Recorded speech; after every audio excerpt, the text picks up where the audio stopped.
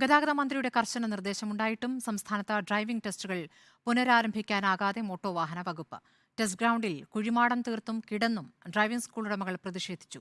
വിഷയത്തിൽ ഗതാഗത മന്ത്രിയെ വിമർശിച്ച CPM കേന്ദ്ര കമ്മിറ്റി അംഗം AK ബാലൻ രംഗത്തെത്തി. പ്രതിഷേധങ്ങൾക്കിടെ ടെസ്റ്റ് പുനരാരംഭിക്കാനുള്ള മോട്ടോർ വാഹന വകുപ്പിന്റെ ശ്രമം ഇന്നും പാളി. സ്ലോട്ട് ലഭിച്ചവർ സ്വന്തം വാഹനവുമായി എത്തണമെന്നായിരുന്നു ഉദ്യോഗസ്ഥർ അറിയിച്ചിരുന്നത്. എന്നാൽ പലയിടത്തും അപേക്ഷകർ ആരും എത്തിയില്ല. തിരുവനന്തപുരം മുട്ടത്തറയിലെ ടെസ്റ്റിംഗ് ഗ്രൗണ്ടിന് മുന്നിൽ സമരക്കാർ റോട്ടിൽ കിടന്ന് പ്രതിഷേധിച്ചു.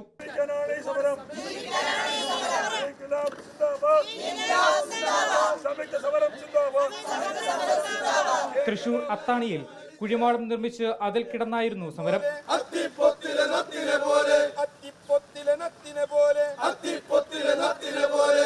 കൊച്ചിയിലും കോഴിക്കോടും ഇന്ന് ഡ്രൈവിംഗ് ടെസ്റ്റ് നടന്നില്ല. അതിനിടെ ഗതാഗത മന്ത്രിയെ വിമർശിച്ച് CPIM കേന്ദ്ര കമ്മിറ്റി അംഗം AK ബാലനും രംഗത്തെത്തി. ഏകപക്ഷീയമായി തീരുമാനം അടിച്ചേൽപ്പിക്കരുത് എന്നായിരുന്നു വിമർശനം. ചർച്ച നടത്താതെ ഏകപക്ഷീയമായി ആർബിട്രറിയായി അടിച്ചേൽപ്പിക്കാൻ പാടില്ല. പ്രത്യേകിച്ച് ഉത്തരവാദപ്പെട്ട സംഘടനകളെയും വ്യക്തികളെയും വിളിച്ചു ചേർത്ത് ഒരു ചർച്ച നടത്തി ഒരു ധാരണയിലെത്തുന്നതായിരിക്കും കൂടുതൽ നന്നാകുക. മോട്ടോർ വാഹന വകുപ്പ് ഉദ്യോഗസ്ഥരും ഡ്രൈവിംഗ് സ്കൂൾ ഉടമകളും ചേർന്നുള്ള ഒത്തുകളിയാണ് ടെസ്റ്റുകൾ മുടങ്ങാൻ കാരണമെന്ന ആരോപണം ഇതിനോടകം ഉയർന്നിട്ടുണ്ട്. എന്നാൽ ഒരാളെങ്കിലും എത്തിയാൽ ടെസ്റ്റ് നടത്താൻ തയ്യാറാണെന്നാണ് ഉദ്യോഗസ്ഥർ പറയുന്നത്.